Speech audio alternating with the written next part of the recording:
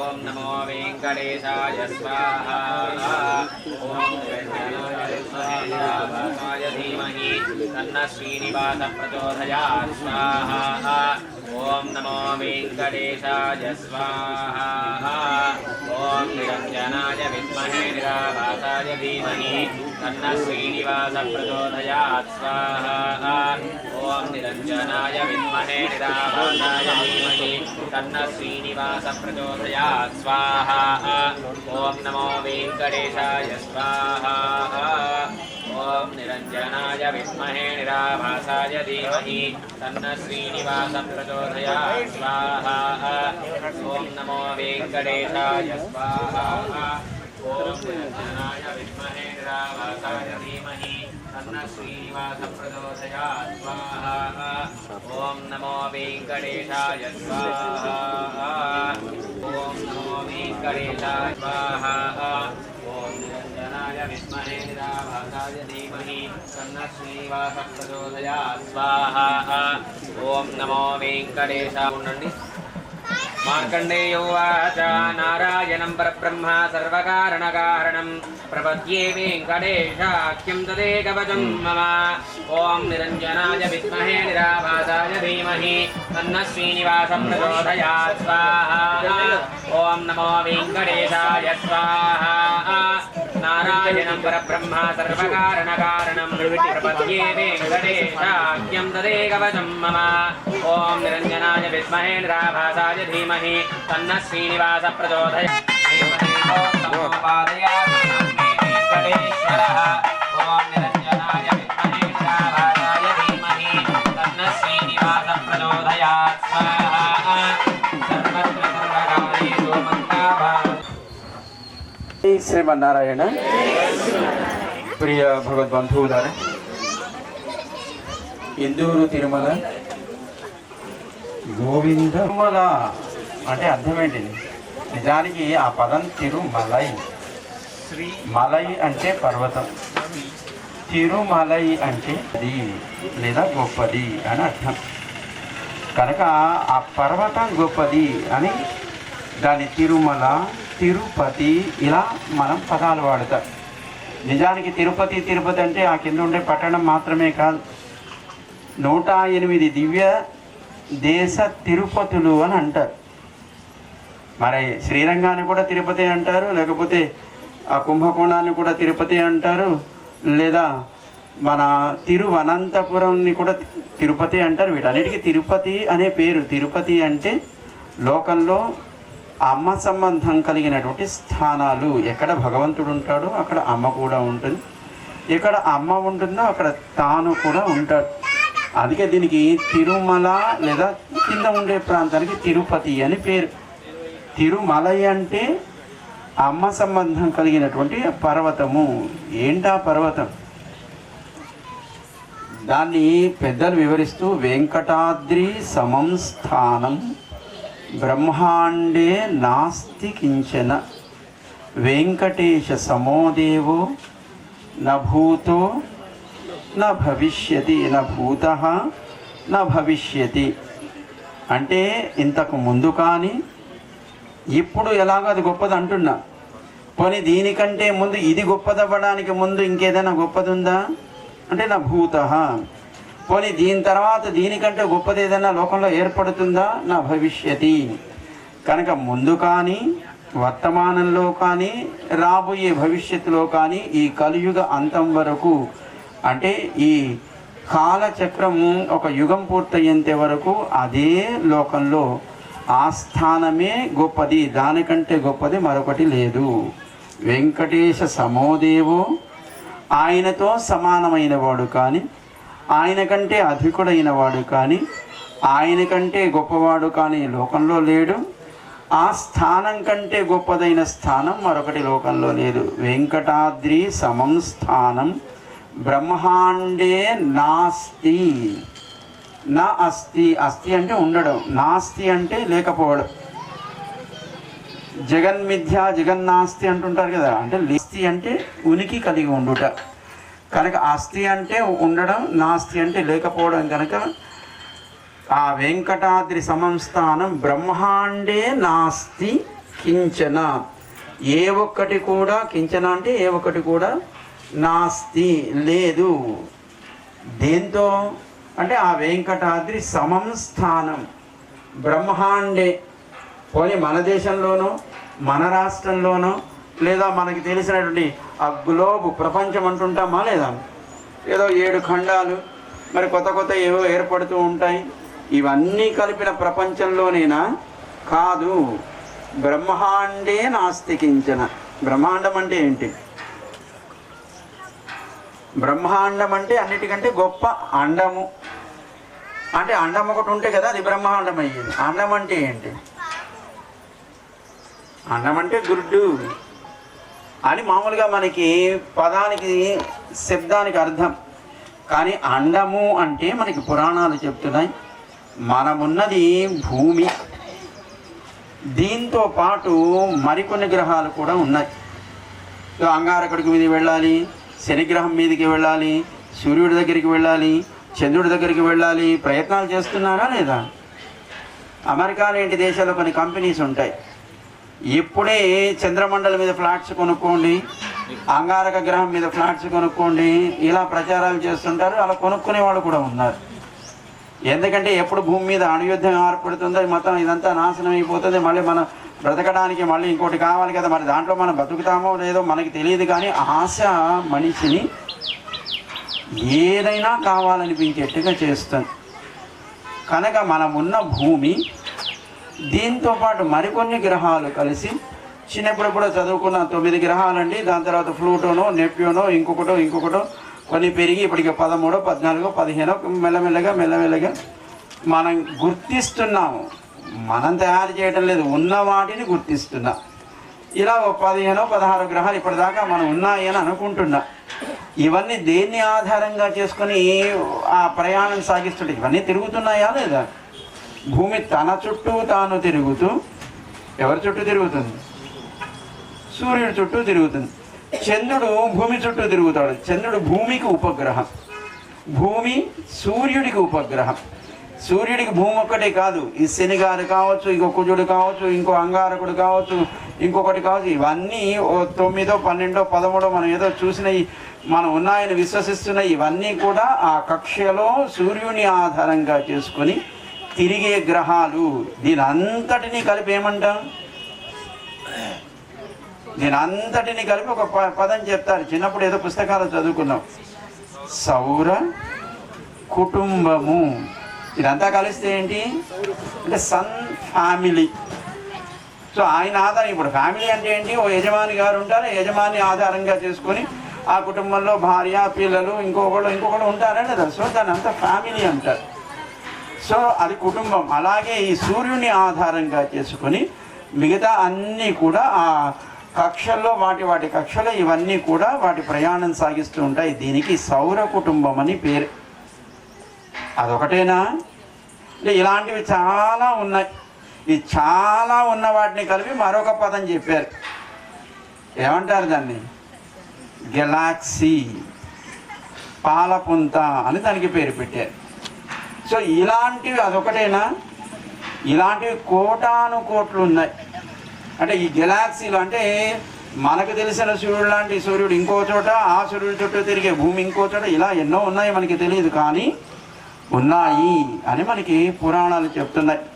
అదేంటంటే పురాణం చెప్తే ఉన్నాయంటే మనం నమ్మేయాలా?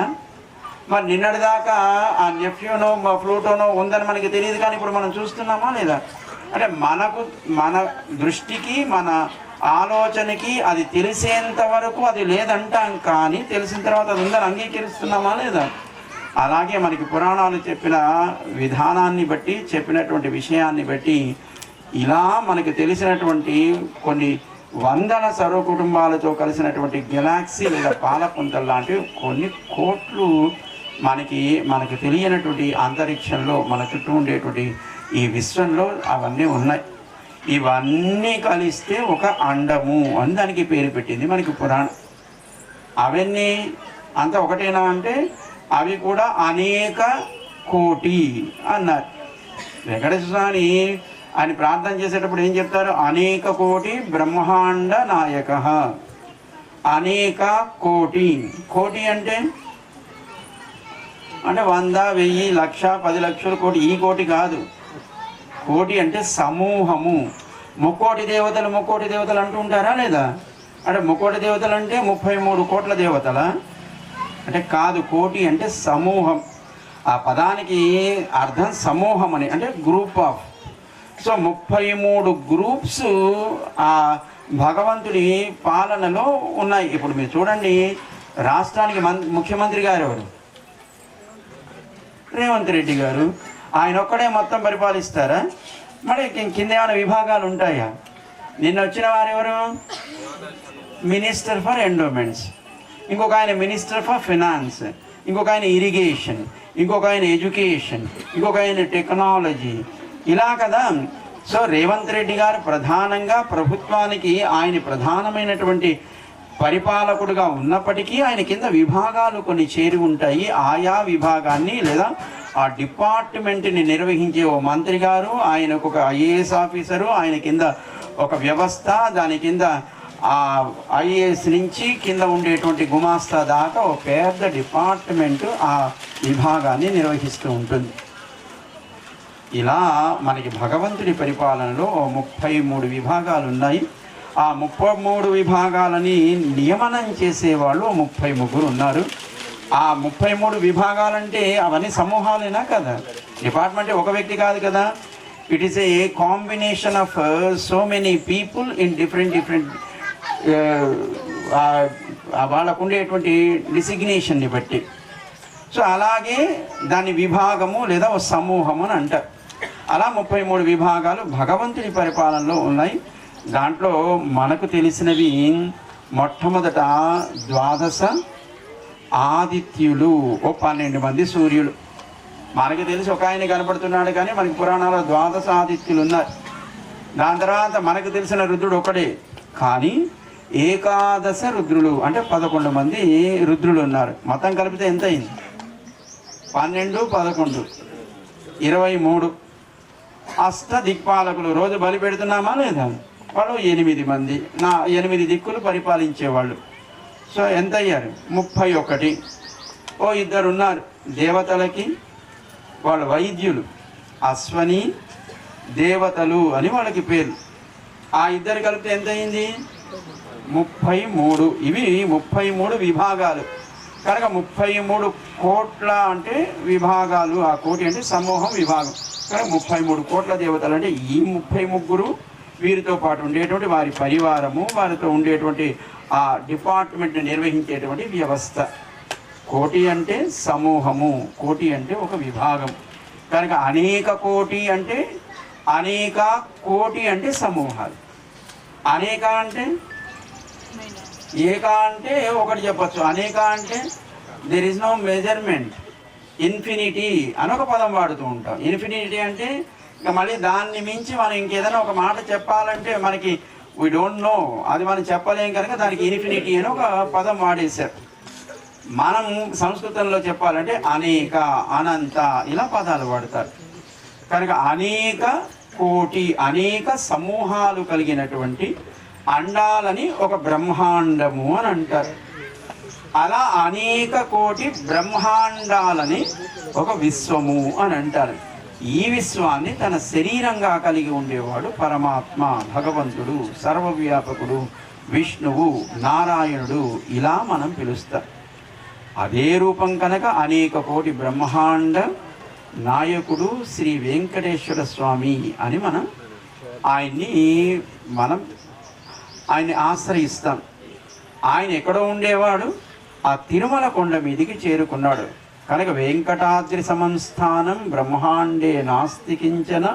బ్రహ్మాండే అంటే ఇందాక చెప్పిన ఈ పాలపుంతలు, వీటితో పాటు ఉండేవాళ్ళు. మళ్ళీ ఒక్కొక్క అండానికి ఒక బ్రహ్మగారు, ఒక్కొక్క అండానికి ఒక రుద్రుడు గారు, ఒక్కొక్క అండానికి ఒక ఇంద్రుడు గారు, ఒక్కొక్క అండానికి ఒక యముడు గారు.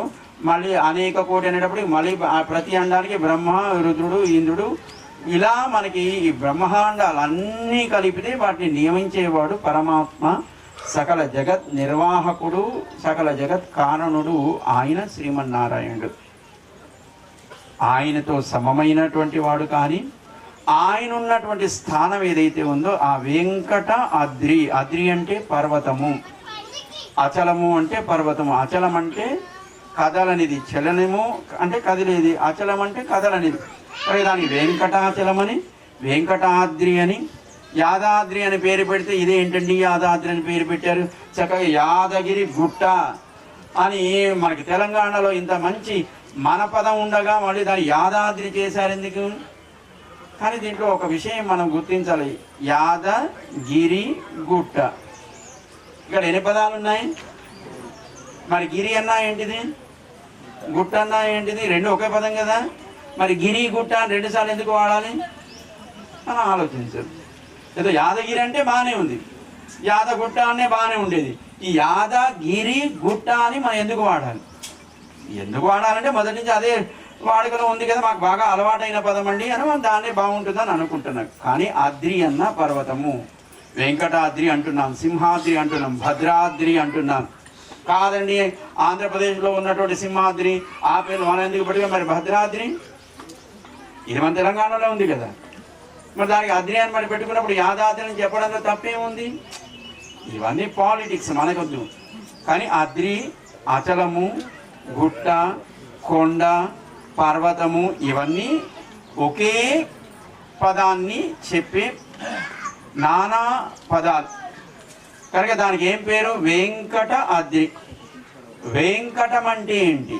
దాన్ని తిరువేంకటం అంటాం, వెంకటాచలం అంటాం, వెంకటాద్రి అంటాం. ఆద్రి అంటే పర్వతం అని మనకి తెలిసింది, అది తెలుసు. మనకి 7 కొండలు ఉన్నాయి కనుక ఆ 7 కొండలు ఆయన ఉండేటువంటి స్థానం కనుక దానికి వెంకటాద్రి, ఏదో నీలాద్రి, వృషభాద్రి, దాని తర్వాత ఆ పైన ఇంకేదో శేషాద్రి, ఇలా మనం ఒక్కొక్క పర్వతానికి ఒక్కొక్క పేరు పెట్టి మనం పిలుచుకుంటున్నాం. సరే వెంకటాద్రి ఆ పర్వతం మీద ఆయన ఉన్నాడు కనుక ఆ అద్రి అంటే పర్వతం అని తెలిసింది. మరి వెంకట అంటే ఏంటి? ఆ పదానికి అర్థం చెప్తూ వరాహ పురాణం సర్వపాపాని వేం ప్రాహు. ప్రాహు అంటే చెప్పును. మీకు రామాయణాన్ని చెప్పేటప్పుడు మనకి వేదవేద్యే పరేపుంసి జాతే దశరథాత్మజే వేద ప్రాచేతసాదాసి సాక్షాత్ రామాయణాత్మన ప్రాచేతసాత్ ఆసీత్ అంటే వాల్మీకి చేత ప్రాహ చెప్పెను, చెప్పబడెను కనుక సర్వపాపాని వేం ప్రాహు. ప్రాహు అంటే చెప్తుంది ఏంటిది? సర్వపాపాని వేం ప్రాహు, అన్ని పాపాలని ఒకే అక్షరంతో చెప్పాలి. దాన్ని ఏం చెప్పాలి అంటే వేం అని ఒక పదం, ఒక్క శబ్దంతో చెప్పేస్తారు. ఇప్పుడు చూడండి, మీకు రసాయన శాస్త్రం కెమిస్ట్రీలో మూలకాలు ఉన్నాయా లేదా? మూలకాలు అన్నీ ఉంటాయి, ఆక్సిజను, హైడ్రోజను, లేకపోతే ఇంకో లెడ్ లేదా ఇంకో సోడియము, ఇవన్నీ ఉంటాయా లేదా? వాటన్నిటినీ కూడా మనం ఈజీగా గుర్తుపట్టడం కోసం, ఈజీగా మన క్యాలిక్యులేషన్స్ చేయడం కోసం కెమికల్ ఈక్వేషన్స్ని మనం ఆ రసాయన చర్యల్ని మనం రికగ్నైజ్ చేయడం కోసం వాటికి సంక్షిప్తంగా కొన్ని నామాలు పెడతారు. ఇప్పుడు మనకి మామూలు ఏదైనా ఒక పెద్దది ఉందనుకోండి, దాన్ని ఏం చేసాం? ఇప్పుడు ఇందూరు, తిరుమల, గోవింద, వనమాల అని ఉంది. ఇందూరులో ఐ, తిరుమలలో టి, గోవిందలో జి, వనమాలో వి. ITGV అంటే ఏమన్నట్టు? అబ్రివేషన్ అంటారు. సో ఇందూరు, తిరుమల, గోవింద, వనమాల అంటే ITGV అన్నామంటే అదే పేరు వస్తుంది. ITDA అంటుంటారా లేదా? Indian tribal development authority. ఇలా మనకి ఓ పేరు ఉంటే దాన్ని ఆ సంక్షిప్తంగా మనకి అనుకూలంగా ఉండడానికి వచ్చిన ఆ మొదటి అక్షరాలు తీసుకుని ఒక పదాన్ని ఫామ్ చేస్తాం.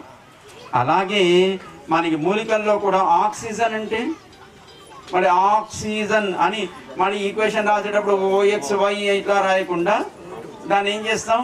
O2 అన్నామంటే అయిపోయింది. హైడ్రోజన్ అని రాయకుండా H అంటే అయిపోయింది. Helium H2, sodium Na, lead PB. ఇలా అంటే కొన్ని మాత్రం మనకి బాగా పరిచయం అన్నవి, కొన్ని మళ్ళీ సోడియం అనగా అంటే SO వస్తుందా? కాదు, Na వస్తుంది. లెడ్ అనగానంటే LA కాదు, అది మళ్ళీ PB. ఇలా కొన్ని మనకి ఆ పీరియాడిక్ టేబుల్ క్రియేట్ చేసేటప్పుడు దానికి మనకి ఆ మూల రసాయనాలకి సంక్షిప్తంగా ఒక్కొక్క లీటరు 2 లీటర్లతో కొన్ని పేర్లు పెట్టారు. అలాగే అన్ని పాపాలని ఒక చోట మనం చెప్పాలంటే ఏం చెప్పాలి? పురాణాలు చెప్పాయి. వేం అని ఒక పదం వాడండి చాలు. సర్వపాపాని వేం ప్రాహు, అన్ని పాపాలను కలిపి వేం అని ఒక శబ్దంతో చెప్పేయచ్చు. కటహ తద్దాహ ఉచ్యతే, పదమేంటిది? వేం కటము, వేం గడము. అంటే తమిళ భాషలో కాక్క గాఘ ఇలా వేరుగా ఉండవు, ఒకే అక్షరంతో కాక్క గాఘ 4 అక్షరాలు ఒకటే అక్షరం, చాచా జాజా ఈ 4 అక్షరాలు ఒకటే అక్షరం. కానీ తెలుగులో విస్తృతిగా కా ఖ గా ఘ ఆ పదాలు ఆయా సందర్భాల్లో వాడడానికి 4 అక్షరాలు ఉన్నాయి. తమిళంలో అలా ఉండవు. మరి 56 అక్షరాలు అయితే వాళ్ళకి అంతా కలిపితే 30-32 అక్షరాల్లో మొత్తం వాళ్ళ అక్షరమాల పూర్తి అయిపోతుంది. వాళ్ళు కాకైనా గాకైనా ఘాకైనా ఒకటే పదం వాడతారు. వేంగడము, మనం వెంకటము కా వాడతాం, కానీ వాళ్ళు వేంగడము కా గా అంతా ఒకటే కనుక వాళ్ళు అలా వాడతారు. కనుక సర్వపాపాని వేం ప్రాహు కటహ తద్దాహ ఉచ్యతే. కటము అంటే వీటన్నిటిని కూడా దహింప చేయున్నది. ఏది? అచలము, కదలకుండా ఉండే ఆ వెంకటము అనే ఏ పదమైతే చెప్పేటువంటి అచలము కదలకుండా ఉండేటువంటి పర్వతం లేదా ఆద్రి పర్వతం ఉందో అదే సర్వపాపాలని దహింపచేస్తుంది. మనం చేసిన జన్మాంతర పాపాలని దహింపచేసేది ఆ కొండ మీద ఉన్న ఆయన కాదు, ఆ కొండే దహింపచేస్తుంది. ఆ కొండను చూసిన, ఆ కొండను స్మరించిన, ఆ కొండని మనం దాన్ని స్పర్శ పొందిన అదే మన పాపాలను దహింపచేస్తుంది అని మనకి వరాహ పురాణం చెప్తుంది. సర్వపాపాని వేం ప్రాహు కటస్తద్దాహ ఉచ్యతే సర్వపాప ప్రముచ్యేరన్ వెంకటాద్రి ఇది స్మృతి. అన్ని పాపాలని తొలగించేది కనుక దానికి వెంకటాద్రి అని పేరు అని వరాహ పురాణం చెప్పింది. దాని మీద ఉండేవాడు కదా ఈయన. ఈయనకో పేరుంది ఈయన చేసే పనిని బట్టి. ఇందాక ఏం చెప్పుకున్నాం? సకల జగత్తులను నియమించేది ఎవరు? దాంట్లో ఇంద్రుడున్నా, చంద్రుడున్నా, శివుడున్నా, ఇంకొకడున్నా, వీళ్ళంతా ఆయన కింద పనిచేసే వాళ్ళు విభాగాలు అనుకున్నామా లేదా? కనుక రేవంత్ రెడ్డి గారు మొత్తం అంతా ప్రభుత్వానికి ఆయన నాయకుడు అయినట్టుగా ఈ సకల జగత్తుకు నాయకుడు ఎవరు? నారాయణుడు. ఆ నాయకత్వం మన రేవంత్ రెడ్డి గారిని ఏమంటాం? చీఫ్ మినిస్టర్ అంట. మిగతా వాళ్ళది అంటే irrigation minister, endowment minister, education minister. Minister అంటే మంత్రి. మరి వీళ్ళందరినీ నియమించేవాడు కనుక ముఖ్య మంత్రి, చీఫ్ మినిస్టర్ అని ఆ అధికారానికి ఒక పేరు పెట్టింది మనకి రాజ్యాంగం. కనుక వీళ్ళందరినీ కలుపుకొని పైన నియమించేవాడు కనుక ఆయనకు కూడా ఒక పదం మనకి వేదాలు చెప్తాయి. ఈశ్వరః. ఏంటా పదం? ఈశ్వరః. ఈశ్వరుడు అంటే శివుడు అని మనకి లౌకికమైన అర్థాన్ని మనం భావిస్తాం. కానీ ఈశ్వరః అంటే నియామకుడు. ఈశిత్వము అంటే పరిపాలన సామర్థ్యం. ఈశ్వరుడు అంటే ఆ పరిపాలనా సామర్థ్యం కలిగిన వాడెవడో ఆయనకి ఈశ్వరుడు అని పేరు. అందుకే విష్ణు సహస్రనామంలో ఈశ్వర, శివ, స్థాణు, శంభు. ఈశ్వర అంటే నియామకుడు, శివ అంటే మంగళకరుడు. నేను చెప్పాను కదా, ఆ గంగని తన మీద తాను ధరించాడు కనుక రుద్రుడిగా ఉన్నటువంటి ఆయన తాను మంగళకరుడయ్యాడు లోకానికి, అంటే శివుడయ్యాడు, శంకరుడయ్యాడు. కనుక పదం మనకి లోకంలో ఒక వ్యక్తికి పరిచయం అని మనం అనుకుంటున్నాం, కానీ ఆ పదానికి అర్థం వేదం ఏ అర్థాన్ని చెప్పిందో దాన్ని మనం తీసుకోవాలి. ఇప్పుడు ఈయన దిల్ రాజు గారు అనగానే దిల్ రాజు గారు అంటే ఎవరి దిల్లుకి రాజు గారు? ఇప్పుడు అందరినంటే మళ్ళీ ఆవిడ కోపం వస్తుంది. ఇప్పుడు అదే మాట అన్నాం అనుకోండి, పక్కన కూర్చున్న వాళ్ళు ఊరుకుంటారా? కనుక మనము వ్యావహారికంగా చెప్పే పదం అది నిజానికి ఎక్కడ ప్రవర్తించాలో అక్కడే ప్రవర్తించాలి. వ్యవహారము, రూఢి అని 2 పదాలు వాడతారు. రూఢి అంటే ఆ పదం ఎక్కడ ప్రవర్తించాలి దాని రూఢి అని అంటారు. వ్యవహారము అంతా లోకంలో అందరూ కూడా ఆ సినిమా తీసిన దగ్గర నుంచి వారు ఆ మాట వారిని అలాగే పిలుస్తున్నారు కానీ అది వ్యవహారం. కానీ రూఢి అది అక్కడ వరకే. మళ్ళీ దాటిందంటే మళ్ళీ కలియుగ అంతము ప్రళయము ఏర్పడుతుంది. 2 పదాలు వాడతారు. రూఢి అంటే ఆ పదం ఎవరినే చెప్తుందో, ఎవరి గురించి మాట్లాడుతుందో ఆ పదం అక్కడే అర్థం చెప్పాలి. వ్యవహారం అంటే ఇప్పుడు ఒక ఆయన పేరు, నా పేరేంటి, సరే గురుగారు పెట్టారు దేవనాథ అని పెట్టారు. మరి దేవనాథుడు అంటే ఇంకో ఆయన కూడా ఉన్నాడు, ఇంద్రుడు మనతో గొడవపడ్డానికి రావాలి ఇప్పుడు ఆయన. ఇది వ్యవహారం, అది రూఢి. పోనీ దేవనాథుడు అంటే ఇంద్రుడు అందామా, దేవతలకు రాజు కదా, నాథుడు అంటే రాజు. ఆయన అంటే నాకు చెప్పుకున్నా ఒక్కొక్క అండానికి ఒక ఇంద్రుడు గారు ఉంటారు. మరి ఇన్ని అండాలకి ఇన్ని బ్రహ్మాండాలు ఇందని నియమించేవాడు పైన ఒక ఆయన. దేవనాథ అనే పేరు ఆయనది, ఈశ్వరుడు అనే పేరు ఆయనది, శంకరుడు అనే పేరు ఆయనది. అన్ని శబ్దాలు అన్ని అక్షరాలు ప్రవర్తించేది సకల జగత్కారణభూతుడైనటువంటి పరమాత్మనే. అందుకే మనకి నారాయణ మంత్రాన్ని అర్థం చెప్పేటప్పుడు మొదట మంత్రం అంటే ఏంటి, ఓంకారము మంత్రము, ప్రణవం. దాని తర్వాత నారాయణాయ నమః లేదా నమో నారాయణాయ అని ఇంకో 2 పదాలు ఉంటాయి. కానీ ఓం ఇది మంత్రం, నమో ఇదొక పదం, నారాయణాయ ఇదొక పదం. అంటే దాంట్లో 3 పదాలు ఉన్నాయి, 8 అక్షరాలు ఉన్నాయి. కానీ మంత్రమే దీంట్లో ఓం ఇది ఏకాక్షరం, ఓమిత్ ఏకాక్షరం, నమ ఇది 2 అక్షరే, నారాయణాయేతి 5 అక్షరాణి, ఏతద్వై నారాయణస్య 8 అక్షరం పదం, యోహ వై నారాయణస్య 8 అక్షరం పదమధ్యేతి. ఇలా మనకి నారాయణ ఉపనిషత్తు చెప్తుంది. కనుక దాంట్లో మంత్రం ఓంకారము.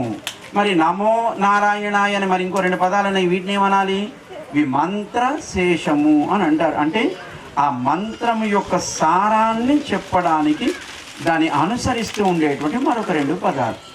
మరి మంత్రం ఏది, ఓంకారమే మంత్రం. కానీ ఓం అని దాన్ని ఒక్కడనే పట్టుకున్నాం అనుకుంటే దాని అర్థం తెలిస్తే పర్వాలేదు.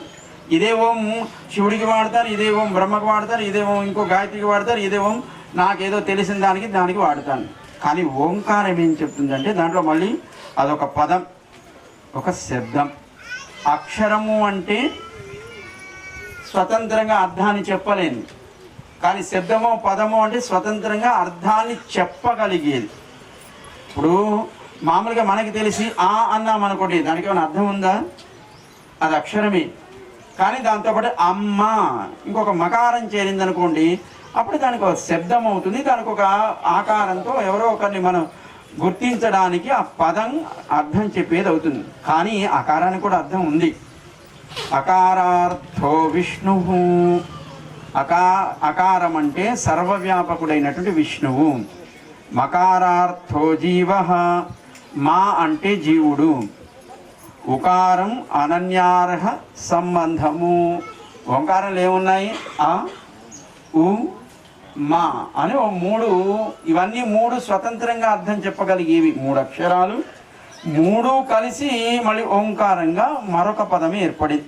కానీ ఓంకారంలో అకారవాక్యుడైనటువంటి భగవంతుడు, మకారవాక్యుడైనటువంటి జీవుడు, ఆ మధ్యలో ఉండేటువంటి ఊ అనే ఆ శబ్దం, ఇది అవధారణము. అంటే ఆ మకారవాక్యుడైనటువంటి జీవుడు అకారవాక్యుడైనటువంటి భగవంతుడికే చెందినవాడు. మళ్ళీ వీడు ఇంకెవడికో కాదండి, నువ్వెవరంటే నేనండి మా నాన్నగారు కొడుకునండి, మా అమ్మగారు కొడుకునండి. ఎప్పుడు ఈ శరీరంలో ఉన్నంతకాలం ఏదో ఈ జన్మ అనుకుంటున్నాం, అంతవరకే. కానీ ఈ జన్మ కంటే ముందు, ఈ జన్మ తర్వాత ఆ శరీరం కాదు కదా జీవుడు అంటే. జీవుడు వేరు, శరీరం వేరు. కనుక ఆ జీవుడు అనేటువంటి ఆత్మ ఏదో సోలో జీవుడు అంటున్నాం కదా, వాడు తాత్కాలికంగా ఈ శరీరంలోకి వచ్చాడు. ఏదో ఒక పేరు పెద్దలు పెట్టారు, ఆ పేరుతో వ్యవహరించబడుతున్నాడు. ఆ శరీరంతో తన పనిలో తను చేస్తున్నాడు. కానీ ఆ జీవుడు వేరు, శరీరం వేరు. కనుక ఆ జీవుడు మకారవాక్యుడు. మా అంటే మన జ్ఞాని, అంటే జ్ఞానము కలిగిన వాడు, చైతన్యం కలిగిన వాడని. ఆ మన జ్ఞాని అనేటువంటి ఆ ధాతు సంస్కృతంలో ఉండేటువంటి ఆ మా అనేటువంటి శబ్దానికి మన జ్ఞాని అని జ్ఞానము కలిగిన వాడు కనుక వాడిని మా అనే అక్షరంతో చెప్పొచ్చును అని ఒక పదం చెప్పారు. అంతేకాదు అక్షరమాలలో మనకి అచ్చులు హల్లులు అని 2 రకాలు ఉంటాయి. చిన్నప్పుడు ఎప్పుడో చదువుకొని ఉంటారు, గుర్తుందా మర్చిపోయాం? అచ్చులంటే ఏంటి?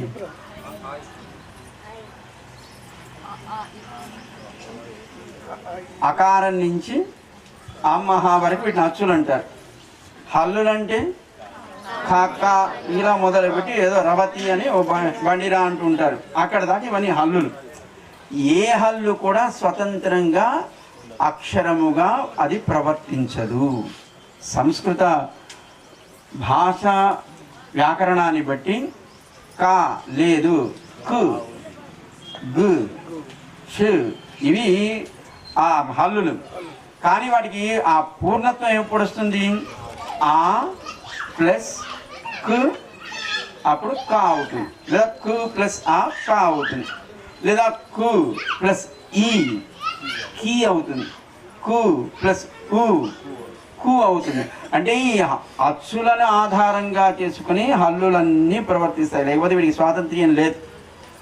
ఈ హల్లుల్లో మకారం మనం కానించి మా వరకు లెక్క పెడితే ఎన్నో అక్షరమో తెలుసునా?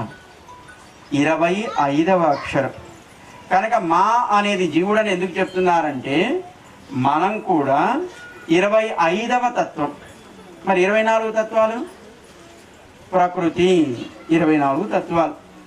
ఆ ప్రకృతిని దాటి 25వ తత్వం మకారము లేదా జీవుడు. దాని తర్వాత 26 భగవంతుడు, ఇవన్నీ పక్కన పెడదాం. ప్రకృతి 24 ఏంటి? ప్రకృతి అంటే ఏంటి? పంచభూతాలు ఒక 5. ఈ పంచభూతాలకి సూక్ష్మ అవస్థ కూడా ఒకటి ఉంటుంది, వాటికి తన్మాత్రలు అని అంటారు. ఇప్పుడు గాలి, దీనికి ఒక సూక్ష్మ అవస్థ ఉంటుంది. అసలు పంచభూతాలు ఒకదాని నుంచి ఒకటి వచ్చాయి అని మనకి వేదం చెప్తుంది. ఆకాశాత్ వాయు, వాయోరగ్ని, అగ్నేరాప, ఆప పృథివీ. ఆకాశము నుంచి వాయువు వచ్చెను, వాయువు నుంచి అగ్ని పుట్టెను, అగ్ని నుంచి నీరు పుట్టెను, నీరు నుంచి పృథివీ భూమి పుట్టెను. ఆకాశాత్ వాయు, వాయురగ్ని, అగ్నిరాప, ఆప పృథివీ, పృథివీ అన్నం అని తర్వాత చెప్తారు. ఇంకా కనుక మనకి ఆకాశము, దాని నుంచి వాయువు. ఆకాశం అంటే శబ్దము అని దానికి తన్మాత్ర. వాయువుకు తన్మాత్ర స్పర్శ. వాయువు ఎలా తెలుస్తుంది? స్పర్శ ద్వారా తెలుస్తుంది. దాని తర్వాత ఆ వాయువు నుంచి పుట్టింది అగ్ని. అగ్నికి నీరు. నీరుకుండే గుణం ఏంటి? రసము, దానికి రసం అని పేరు. దాని తర్వాత పృథివీ. పృథివీకి ఉండే గుణం ఏంటి? వర్షం పడ్డదనుకోండి ఏమవుతుంది? వర్షం పడ్డప్పుడు మంచి స్మెల్ వస్తుంది, దున్నేటప్పుడు వర్షం పడేటప్పుడు అద్భుత అవస్థ. దాని తర్వాత అగ్నికి రూపము లేదా తేజస్సు సూక్ష్మ అవస్థ. దాని తర్వాత జలానికి రసము అది అవస్థ. దాని తర్వాత పృథివీ భూమికి గంధము అవస్థ. ఇవి సూక్ష్మ అవస్థలు. శబ్ద, స్పర్శ, రూప, రస, గంధములు ఇవి 5. వాటి నుంచి పుట్టేవి ఆకాశము, వాయువు, అగ్ని, జలము, పృథివీ ఇవి 5. మొత్తం ఎన్నయ్యాయి? 10. దాని తర్వాత ఈ శరీరంలో ఇదంతా ప్రకృతి అనుకోండి. ఈ శరీరంలో ఒక కర్మేంద్రియాలు 5 ఉన్నాయి, జ్ఞానేంద్రియాలు 5 ఉన్నాయి. మొత్తం ఎన్ని? ఇవో 10, అవి 10, ఇవి 10. మొత్తం ఎన్ని అయ్యాయి? 20. మనస్సు ఏకాదశ ఇంద్రియము, ఇది కలిపితే 21. ఓకే. దాని తర్వాత అహం, మహత్తు, ప్రకృతి అనో 3 తత్వాలు ఉన్నాయి. అహం అంటే అహంకారము, మహత్తు అంటే ఈ సకల జగత్తు, దాని వెనకాతల జగత్తుకు కారణమైనటువంటి మూల ప్రకృతి ఒకటి ఉంటుంది. 21 + 3 ఎంత? 24. ఇవి ప్రకృతి అని దీన్ని శాస్త్రం స్పష్టం చేసింది. అంటే 24 తత్వాలు కూడి ప్రకృతి ఉంటుంది. ప్రకృతి అంటే ఈ చెట్టు, రాయి, ఓ జలము, ఓ పంట, ఓ కట్టుకున్న బిల్డింగ్ ఇది కాదు. 5 సూక్ష్మావస్థలు పంచభూతాలకి, 5 పంచభూతాలు, 5 కర్మేంద్రియాలు, 5 జ్ఞానేంద్రియాలు, ఆ ఇంద్రియాలను నియమించే మనస్సు, దాని వెనుకాతల అహంకారము, దాని తర్వాత మహత్తు, దాని తర్వాత ప్రకృతి, అంతా కలిస్తే దీనికి ప్రకృతి అని పేరు పెట్టారు. 24. దాని తర్వాత ఈ ప్రకృతిని శరీరంగా చేసుకుని లోపల ఉండేవాడు జీవుడు. ఇప్పుడు 24 తర్వాత సంఖ్య ఎంత? 25. 25 కదా. జీవుణ్ణి 25వ అక్షరంతో చెప్తారు కనుక మీ కానించి మా 25వ అక్షరం కనుక మా అంటే జీవుడని చెప్పాలి.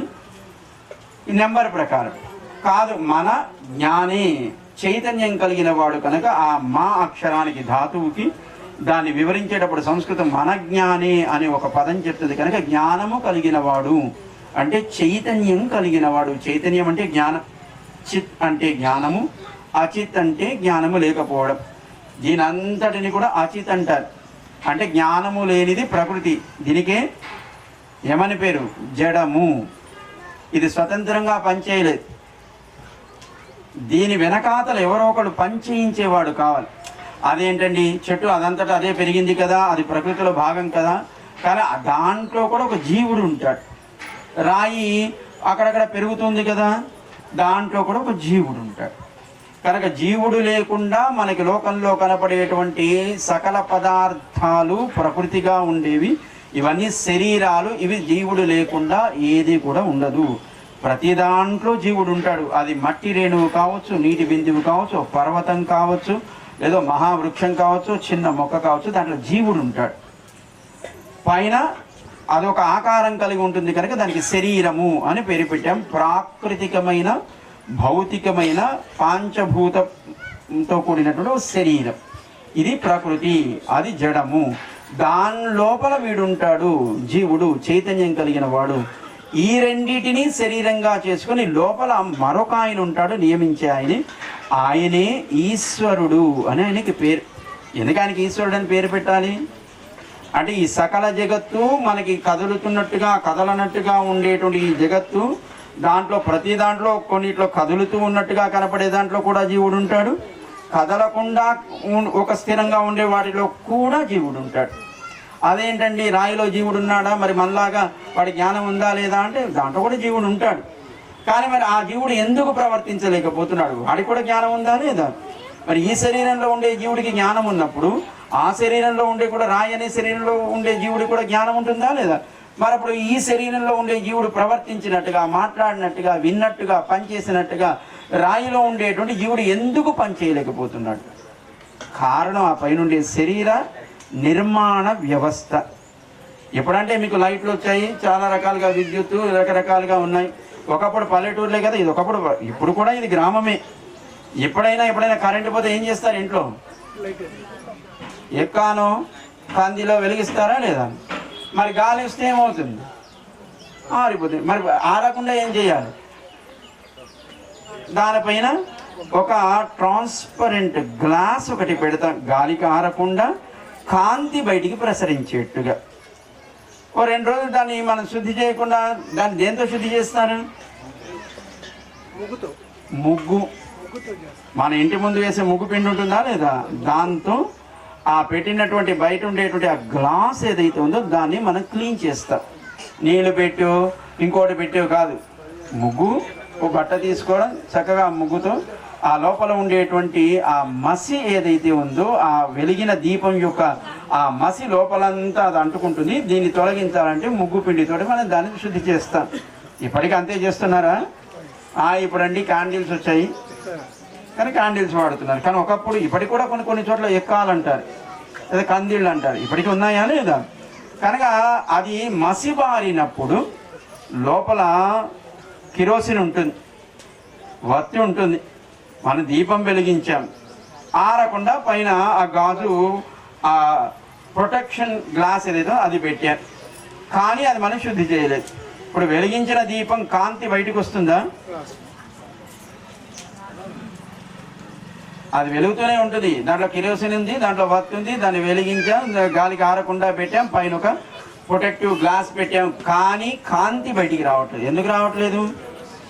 సో ట్రాన్స్పరెంట్గా లోపల కాంతిని బయటికి ట్రాన్స్ఫర్ చేసేటువంటి ఆ మెకానిజం, గ్లాస్ అనే మెకానిజం కాస్త మసకబారింది. అందుకోసం లోపల దీపం వెలుగుతుంది కానీ వెలుగు బయటికి రాదు. అలాగే రాయి అనేటువంటి ఒక శరీరంలో ఉండే జీవుడికి ఆ కాంతి బయటికి ప్రసరించడానికి కావాల్సిన మెకానిజం లేదు. అందుకోసం దాంట్లో జీవుడు ఉంటాడు, కానీ there is no any mechanism to transfer the knowledge of jiva from that particular body. ఆ శరీరము, రాయో చెట్టు అనే శరీరంలో మనకంటే వినడానికి చెవులు ఉన్నాయి. దీనికి పైన కనపడేదానికి చెవంటాము, లోపల ఉన్నదానికి శ్రోత్రేంద్రియము అని అర్థం. చూడడానికి కళ్ళు ఉన్నాయి, చక్షురింద్రియము. రుచి తెలియడానికి రసనేంద్రియము. స్పర్శ తెలియడం త్వగింద్రియము. అలాగే వాసన చూడడానికి ఘ్రాణేంద్రియము. ఇలా మనకి ఆ ఇంద్రియాలు, ఇంద్రియాలకు తగిన పరికరాలు మన కర్మేంద్రియాల, జ్ఞానేంద్రియాలుగా ఉన్నాయి కనుక we are able to recognise whatever the knowledge. జ్ఞానాన్ని మనం పొందగలుగుతున్నాం. కానీ రాయికి చెవులు ఉన్నాయా? ఉన్నాయేమో, మనకి తెలియదు. రాయికి ఏమైనా మాట్లాడడానికి నోరు ఉందా? తెలియదు. మరి నోరు ఉంటే మనం ఆలయం కట్టేటప్పుడు దాన్ని ఆరంభిస్తే ఏమవుతుంది? కానీ చెక్కే శిల్పికి దాంట్లో కూడా ప్రాణాన్ని చూడగలడు. మనకి తెలియటం లేదు. మనం బండి ఉంటే తొక్కుకుంటూ వెళ్ళిపోతున్నాం పెట్టాడు. మరి తొక్కిన వాడికి అది దేవత అనేటువంటి జ్ఞానం లేదు. కానీ ఇది దేవత రూపంలో ఉందనుకున్నవాడు దాన్ని దేవత అనుకున్నాడు. మనకు కూడా బండకి చెవులు ఉన్నాయా, కళ్ళు ఉన్నాయా, ముక్కున్నాయా మనకి తెలియదు. కానీ శిల్పకారుడికి దాంట్లో ఏముందో, అది దోషం కలిగిందా, అది సహజంగా ఒక విగ్రహం చెక్కడానికి ఉపయోగపడే శిల్పమా లేదా శిల, వాడికి తెలుస్తుంది. చూడండి, ఏదైనా ఒక విగ్రహం కావాలంటే దాంట్లో కొన్ని రకాల శిలల పరీక్షలు చేస్తారు. ఈ పరీక్షలు చేసేదంతా ఆగమాల్లో ఉంటుంది. శిల్పకారుడు ఏం చేస్తాడు? ఆ శిల పనికి వస్తుందా, పనికి రాదా, విగ్రహానికి పనికి రాదా. నారాయణమూర్తిని చెక్కాలంటే ఏ శిల కావాలి, ఏదో శివలింగం కావాలంటే ఏ శిల కావాలి, ఓ పరాశక్తి మూర్తి కావాలంటే ఏ శిల కావాలి. అన్నిటికీ అన్నీ పనికిరావు. మళ్ళీ ఒక్కొక్క దైవానికి ఒక్కొక్క శిలని వాళ్ళు వాడుతారు. అలా వాడిన మహనీయుల్లో మనం ఎప్పుడో చిన్నప్పుడు విన్న అమరశిల్పి జక్కన. ఆయన కోణార్క్ టెంపుల్ కడుతున్నారట, ఒక పెద్ద ఆలయం. వాళ్ళ వచ్చాడు పాపం, ఎంతో కాలం కుటుంబానికి దూరం, కొన్ని సంవత్సరాలు అయిపోయింది, కుటుంబం తెలియదు. ఆయన వచ్చేటప్పుడు భార్య గర్భవతి, పిల్లవాడు పుట్టిన విషయం తెలియదు. పాపం ఇక్కడ వచ్చాడు, రాజుగారు పని చేస్తున్నారు, ఏదో ఆలయ నిర్మాణం చేస్తున్నారు. ఈ లోపల ఏమైపోయింది, పిల్లవాడు పుట్టాడు, పెరిగాడు, వాడు కొంచెం జ్ఞానం కలిగిన వాడు అయ్యాడు. నాన్నగారిని వెతుక్కుంటూ వచ్చాడు. వచ్చేటప్పటికి నాన్నగారిని అడిగి, ఏమయ్యా నువ్వు ఈ శిల్పాన్ని చెప్పావు, కానీ ఈ శిల దోషం కలిగినది చెప్పాడు పిల్లవాడు. ఈయనని మించినటువంటి శిల్పకారుడు లేడు ఆ కాలంలో. అదేంటి, వీడెవడో వచ్చి నువ్వు చెక్కిన శిల్పంలో దోషం ఉందంటున్నాడు, ఇది తప్పు కదా అని లేదంటాడు జక్కన్న గారు. ఉందంటాడు ఆయన కుమారుడు. అంటే సరే, నువ్వు కనుక ఈ శిల్పంలో నీకు దోషం ఉంది అని నిరూపిస్తే నా చెయ్యి ఖండించుకుంటాను అన్నాడు.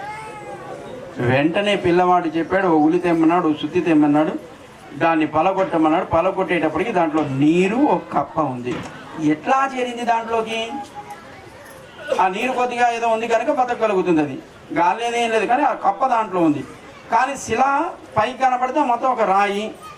దాంట్లో లోపల ఏముందో ఈయన చూడటం లేదు, కానీ మా పైకి మాత్రం చక్కగా దేవతా విగ్రహాన్ని చెక్కేశాడు. కానీ ఆయన కొడుకు పిల్లవాడు వచ్చాడు, దాంట్లో దోషం ఉందన్నాడు, చూపించమన్నాడు. పగల కొడితే దాంట్లో కప్ప ఉంది. ఎక్కడ చేరిందో, ఎలా చేరిందో, భగవంతుడి సృష్టి ఎంత విచిత్రమో మనకేం తెలుసు. కనుక దాంట్లో ఒక కప్పను, దాంతో పాటు కొన్ని నీళ్లను పెట్టినవాడు, నియమించగలిగేవాడు ఆయన ఈశ్వరుడు. అందుకే ఆ కొండ మీద ఉన్న ఆయన పేరేంటి? సకల జగన్నియామకుడు కనుక ఆయనకి పేరు ఈశ్వరుడు. కానీ ఏ కొండ మీద ఉన్నాడు? వెంకటం అనే కొండ మీద ఉన్నాడు. కనుక ఆ వెంకట మీద అనే పర్వతం మీద ఉన్న ఈశ్వరుడు కనుక ఆయనకి పేరేంటి? వెంకట ఈశ్వరుడు. రెండు పదాలు కలిపితే వెంకటేశ్వరుడు. ఇది ఆయన పేరు. వెంకటాద్రి సమం స్థానం బ్రహ్మాండే నాస్తి కించన వెంకటేశ సమోదేవో న భూతో న భవిష్యతి. సకల జగత్కారణమైన వాడు, సకల జగత్తులను నియమించేవాడు కనుక ఆయనతో సమమైన దైవం లోకంలో మరొకటి లేదు సుమా. ఆయన ఉన్న స్థానం కంటే గొప్ప స్థానం ఆ వెంకటాద్రి కంటే. దాన్ని చూస్తే, దాన్ని స్మరిస్తే, దాన్ని తాకితే ఆ సర్వ పాపాని వేం ప్రాహు అని ముందు చెప్పుకునగా అన్ని పాపాలని ఈ జన్మలో కాదు, ఇంతకు ముందు ఎప్పుడో ఆరంభమైనటువంటి జన్మ పరంపరలలో మనం చేసినటువంటి సకల కర్మలని తొలగించగలిగేటువంటి శక్తి కలిగినది ఆ పర్వతం. ఆ పర్వతం మీద ఈ లోకాలన్నీ నియమించేటువంటి ఈశ్వరుడు చేరి ఉన్నాడు కనుక ఆయనకి వెంకటేశ్వరుడు అనే పేరు. ఆయనతో సమం కానీ, ఆయన ఉన్నటువంటి స్థానంతో సమమైనది కానీ ఈ లోకంలో మరొకటి లేదు అని మనకి పురాణాలు చెప్తున్నాయి. ఆయన ఎక్కడుంటే అదే వెంకటాద్రి, ఆయన ఎక్కడుంటే అదే ఆ పర్వతం. ఆయన అక్కడికి చేరడానికి కారణం మనకి పెద్దలు చెప్తారు. హిరణ్యాక్షుడిగా ఒక లోకకంటకుడైనటువంటి రాక్షసుడు హిరణ్యాక్ష, హిరణ్యకశపులని అన్నదమ్ములు, కశ్యప ప్రజాపతి అదితి సంతానం. దాంట్లో హిరణ్యాక్షుడు చిన్నవాడు. వీడు ఆ భూమిని తీసుకువెళ్ళి కాస్త అంతరిక్ష జలంలో పడేశాడు. జలంలో పడేశారు. వరాహస్వామి ఎత్తాడంటున్నారు కదా. ఏ జలం? జలం అంటే మనకు తెలిసిన జలం సముద్రాలు. ఇవన్నీ ఎక్కడ ఉన్నాయి? భూమి మీదే ఉన్నాయి. భూమి మీద ఉన్న జలంలోనే భూమిని పడేస్తాడా? అంటే మనకు తెలియకుండా అండ ఆవరణ జలం అని ఒకటి ఉంది. అంటే ఈ అండం ఏదైతే ఉందో, ఈ పాల పొంతలు ఇవన్నీ కలిసి ఒక అండం అంటున్నాం కదా, దీని చుట్టూ ఒక జలము ఏర్పడి ఉంది. దాని నుంచే కదా పృథివీ పుట్టింది. ఆప పృథివీ అంటే నీటి నుంచి పృథివీ పుట్టింది. అంటే అదే నీరు భూమి మీద ఉంటే దాని నుంచి ఇది ఎలా పుట్టింది? పోనీ నీళ్లలో పడేశాడు హిరణ్యాక్షుడు అంటే ఆ నీళ్లలో, ఆ భూమి మీదే నీళ్లు ఉంటే ఆ సముద్రంలో ఈ భూమిని ఎట్లా పడేస్తాడు? అంటే దాన్ని అర్థం చేసుకోవడం ఏంటి? ఇది కాని జలం ఒకటి అంతరిక్ష జలము, అండ ఆవరణ జలము అని ఒక జలం ఉంది. దాని నుంచి ఈ భూమి పుట్టింది, ఈ గ్రహాలు పుట్టాయి కనుక దాంట్లో పడేశాడు తీసుకువెళ్ళి. దాన్ని ఉద్ధరించడం కోసం స్వామి వరాహ రూపాన్ని ఎత్తి ఏదైనా కింది నుంచి పైకి తీయాలంటే ఆ మెకానిజం కావాలి కనుక ఆయన అలాంటి మెకానిజం కలిగిన రూపాన్ని తాను ధరించాడు.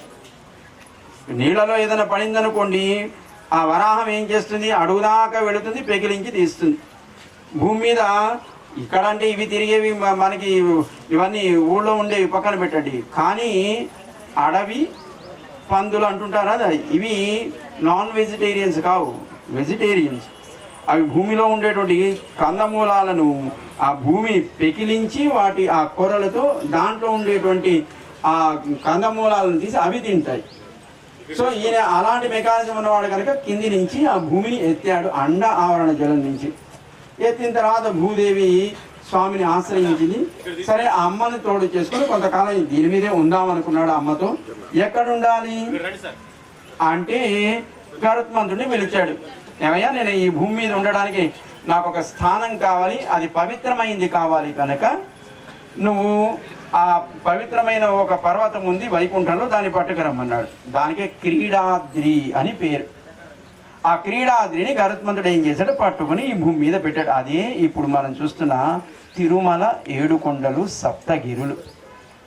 ఆ క్రీడాద్రి వరాహస్వామి తాను భూదేవితో విహరించడం కోసం గరుత్మంతుడి చేత ఆ వైకుంఠంలో ఉండేటువంటి ఆ పర్వతాన్ని తెచ్చి ఇక్కడ దాన్ని చేర్చుకున్నాడు. దాని మీద తానున్నాడు.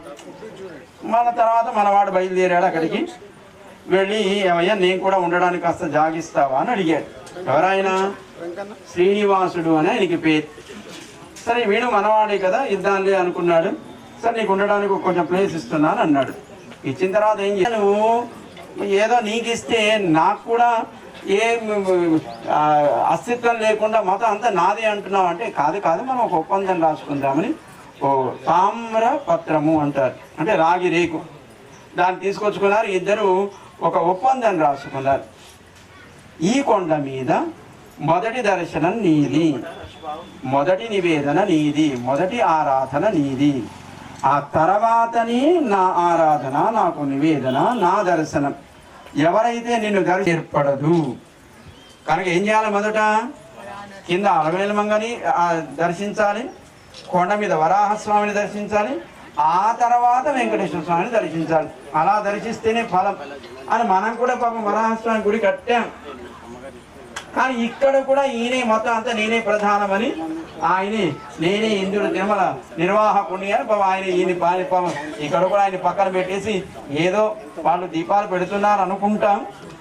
మరి ఇప్పటికీ తిరుమల కొండ మీద మొదటి ఆరాధన వరాహస్వామికి, వెంకటేశ్వర స్వామికి 3 కాలాలలో చేసేటువంటి లేదా పంచకాల నివేదనలో ముందు వరాహస్వామికి నివేదన చేసిన తర్వాత మళ్ళీ అర్చకులు వెనక్కి వచ్చిన తర్వాత అప్పుడు ఆలయంలో గర్భాలయంలో ఉండేటువంటి ఆ 7 కొండల వాడు ఈశ్వరుడు అని పిలువబడేటువంటి ఆ స్వామికి అప్పుడు నివేదన చేస్తారు. ఇది రాసుకున్నారు పాపం, బాగానే రాసుకున్నారు.